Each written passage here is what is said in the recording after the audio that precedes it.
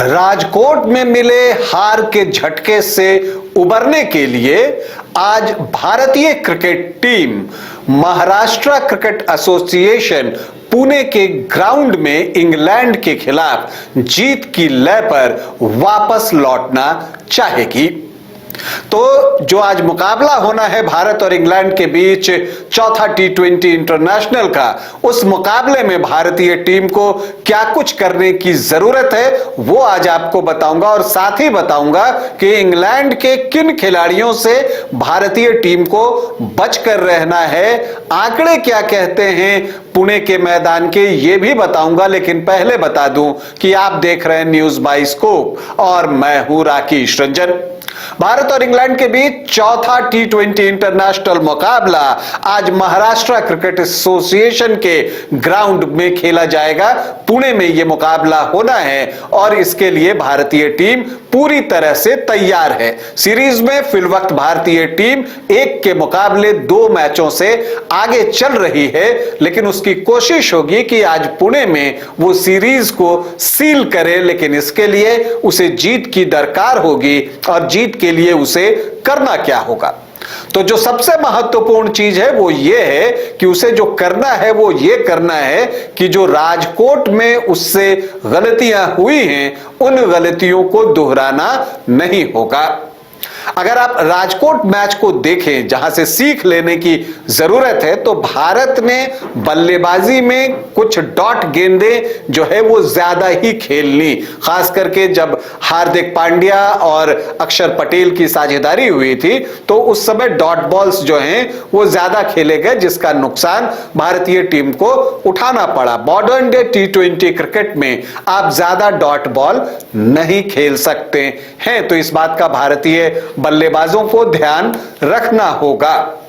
इसके अलावा साझेदारियों की जरूरत होती है। लगातार अगर पार्टनरशिप बनती रही तो आप बेहतर प्रदर्शन करते हैं, यह काम भी भारतीय टीम को करना होगा। और इसके अलावा पावर प्ले जीतना सबसे महत्वपूर्ण है। जब आप राजकोट में पावर प्ले हार गए तो आप मुकाबला हार गए, जबकि पहले 2 मैचों में भारतीय टीम पावर प्ले जीतने में सफल रही थी तो उसने मुकाबले भी जीते थे। तो पावर प्ले जो है वो सबसे महत्वपूर्ण पहलू है और यहां पर भारतीय टीम को ध्यान देने की जरूरत है, चाहे वो गेंदबाजी में हो चाहे बल्लेबाजी में हो, तो इन चीजों का ध्यान रखना होगा। इसके अलावा बल्लेबाजी जो क्रम है, बैटिंग ऑर्डर जिसे हम कहते हैं, वो भी प्रॉपर होनी चाहिए, उसका भी ध्यान रखना होगा। ऐसा नहीं कि लेफ्ट राइट कॉम्बिनेशन की तलाश में आप जो है किसी बैटर को बहुत नीचे तक लेकर चले जाते हैं। तो इन चीजों से सीख लेने की जरूरत है। आपको एक परफेक्ट प्लेइंग 11 भी चुनने की जरूरत है। तो अब ऐसे में देखना है कि क्या अर्शदीप सिंह की टीम में वापसी होती है। और मोहम्मद शमी का जहां तक सवाल है, पिछले मैच में उन्होंने लंबे समय के बाद वापसी की थी, तो मुझे लगता है कि आपको उन्हें मौके तो और देने होंगे, क्योंकि आगे जाकर चैंपियंस ट्रॉफी भी है। तो अब यह फैसला लेना है भारतीय टीम को कि प्लेइंग 11 में 2 तेज गेंदबाजों के साथ जाया जाए, या पिछले 3 T20 इंटरनेशनल में जिस तरह से भारत सिर्फ एक प्योर तेज गेंदबाज के साथ जा रहा था और सहयोगी के तौर पर वहां पर हार्दिक पांड्या दिख रहे थे, वैसा ही कोई प्लान करता है या कोई नई योजना पर भारतीय टीम काम करती है और 2 पेस बॉलर के साथ जाती है। तो देखिए ये एक बड़ा फैसला लेना है। अब अगर दोनों तेज गेंदबाज खेलते हैं तो आपको रवि बिश्नोई को बाहर बिठाना पड़ सकता है, लेकिन आपको बता दूं कि जो महाराष्ट्र क्रिकेट एसोसिएशन पुणे की पिच है वो स्पिनर्स को मदद करती है। तो ये हो सकता है कि टीमें जो हैं वो टेम्प्ट हो कि एक और स्पिनर लेकर खेला जाए, तो इसलिए प्लेइंग 11 चुनना जो है वो आसान काम नहीं होगा। अब ये भी एक और बदलाव जो दिखता है वो ध्रुव जुरेल की जगह पर रिंकू सिंह की वापसी हो सकती है, या आपको शिवम दुबे को भी टीम में शामिल किया जा सकता है, जो स्पिनर्स को बेहतर तरीके से खेलते हैं। इसके लिए वो जाने जाते हैं शिवम दुबे कि वो स्पिनर्स पर लंबे लंबे छक्के लगाते हैं। तो यहां आपको आदिल रशीद का सामना करने के लिए जो है वहां पर आपको जरूरत जो है वो शिवम दुबे की पड़ सकती है।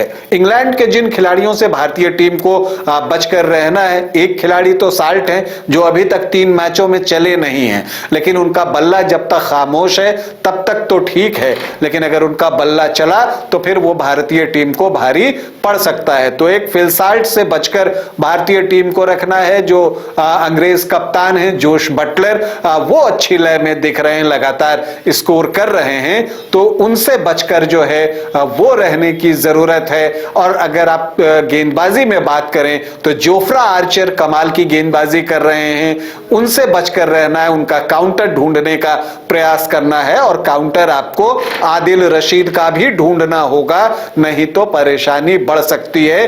पिछले मैच में जो बड़ा फर्क दोनों टीमों के बीच हुआ था वो आदिल रशीद ने ही पैदा की थी वो फर्क, क्योंकि आदिल रशीद ने पिछले मैच में शानदार गेंदबाजी की थी। तो ये 4 खिलाड़ी हैं जिससे भारतीय टीम को बचकर रहना है। इसके अलावा जो बेन डकेट हैं उनसे भी आपको बचकर रहने की जरूरत है। लिविंगस्टोन है, ये कुछ ऐसे खिलाड़ी हैं जो कि अगर बेहतर प्रदर्शन कर जाएं तो फिर आपके लिए मुश्किलें हो सकती हैं। तो इन खिलाड़ियों के लिए एक सर्टेन प्लानिंग के साथ भारतीय टीम आएगी और कोशिश करेगी कि इनका सामना बेहतर तरीके से करे। तो अगर अपने प्लान में भारतीय टीम जो है बनाती है, जो प्लान उसको एग्जीक्यूट कर लेती है मैदान में और परफेक्ट प्लेइंग 11 चुन लेती है और बैटिंग ऑर्डर परफेक्ट सेट कर लेती है, तो फिर आप उम्मीद रखिए कि पुणे में ही आज भारत T20 इंटरनेशनल मैचों की सीरीज को सील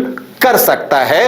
और अगर ऐसा नहीं हुआ तो जो इंग्लैंड की टीम चाहती है वो चाहती है कि सीरीज का फैसला 5वें T20 इंटरनेशनल मुकाबले में हो, तो वो आज का मुकाबला जीतना चाहेगी। लेकिन जहां तक फेवरेट की बात है, भारतीय टीम फेवरेट दिखती है, वो इसलिए दिखती है कि पुणे की जो पिच है वो स्पिनर्स को मदद करती है, टर्न होता है, बाउंस होता है, हालांकि बल्लेबाजी के लिए भी अनुकूल होती है। यहाँ के पिच एवरेज स्कोर 166 का है पुणे का, मतलब यह है कि अगर आप 180-90 रन बना लेते हैं तो आप मैच में एक मजेदार मैच जो है वो देख सकते हैं। तो इसके लिए जरूरी है कि भारतीय टीम जो रणनीति बनाती है उसे एग्जीक्यूट करे। टीम इंडिया को हमारी ढेरों शुभकामनाएं। अभी के लिए इतना ही, इजाजत दें, नमस्कार।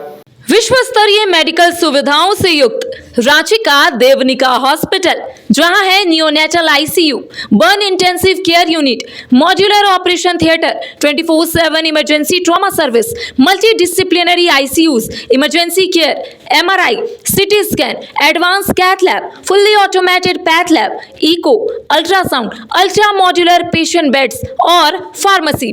देवनिका हॉस्पिटल एंड रिसर्च सेंटर, किफायती दर पर विश्व स्तरीय इलाज, ancillary Chowk, Tupudana industrial area, Ranchi. 5 राज्य, 61 शहर, 150 प्रोजेक्ट और एक वास्तु विहार। नई सोच, नया घर, बनाए रखिए अपना प्यार, सेवा में है वास्तु विहार।